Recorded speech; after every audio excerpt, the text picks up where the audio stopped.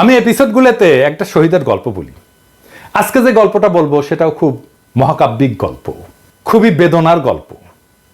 আসেন সেই গল্পটা শুনি। পুলিশের সন্তানের রক্ত আর আমাদের সন্তানের রক্ত এই বিপ্লবের মাটিতে আজ একাকার। বিপ্লবের মঞ্চে রাজারবাগের উপপরিদর্শক ময়নাল হোসেনের ছেলের রক্তও একাকার হয়ে গেছিল। আমরা পুলিশকে অনেক সময় শত্রু বলে মনে করি।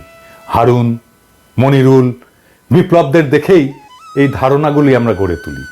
কিন্তু এই বিপ্লবের আর এক প্রান্তে ময়নালের মতো পুলিশ কর্মকর্তাও আছেন, যাদের সন্তানও সেদিন শহীদের তালিকায় নাম লিখিয়েছিল। সেদিন ছিল শনিবার। ঢাকা মেডিকেল কলেজ হাসপাতালের ওয়ার্ডগুলোতে ময়নাল হোসেন আর তার স্ত্রী ছোটাছুটি করছিলেন। হাতে তাইমের ছবি। তাইম ময়নাল হোসেনের ছেলে। কেউ কি দেখেছে তাদের 17 বছরের ছেলেকে? ঘুরছিলেন, ছুটছিলেন, হতাহতের তালিকায় নাম খুঁজছিলেন। কিন্তু যখন একজন সাংবাদিক ছবি দেখে মর্গে খুঁজতে বললেন, তখন তাদের দৌড় থামল না। সেই দৌড়ে চলে গেলেন লাশ ঘর পর্যন্ত, মর্গে। যখন মর্গের দরজা খুলল, তারা দেখলেন তাইম ছররা গুলিতে রক্তে ভেজা দেহ নিথর হয়ে শুয়ে আছে। ময়নাল স্তব্ধ হয়ে দাঁড়িয়ে গেলেন, আর তার স্ত্রী চিৎকার করে উঠলেন, ও আল্লাহ, আমার পোলারে কে মারলো?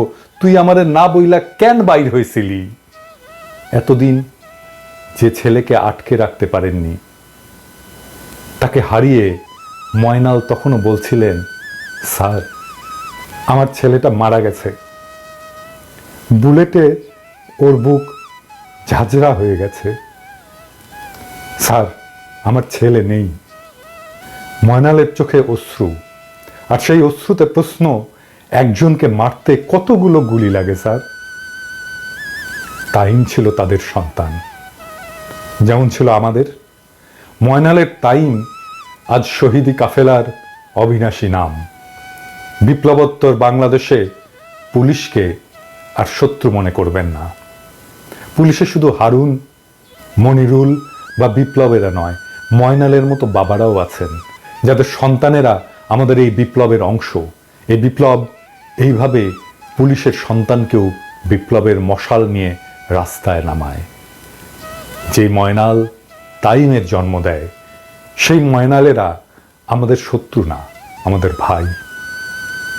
সেই ময়নাল পুলিশ হয়েও গর্বে আমাদের মাথা উঁচু করে দেয়, এক নতুন বাংলাদেশ গড়ার স্বপ্ন দেখায়।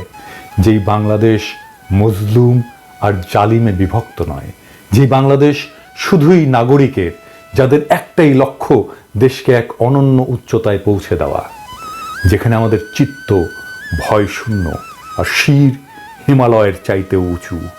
আমরা দেশকে ওই উচ্চতায় নিয়ে যাব আমাদের শহীদের রক্তের কসম। ইনকিলাব জিন্দাবাদ।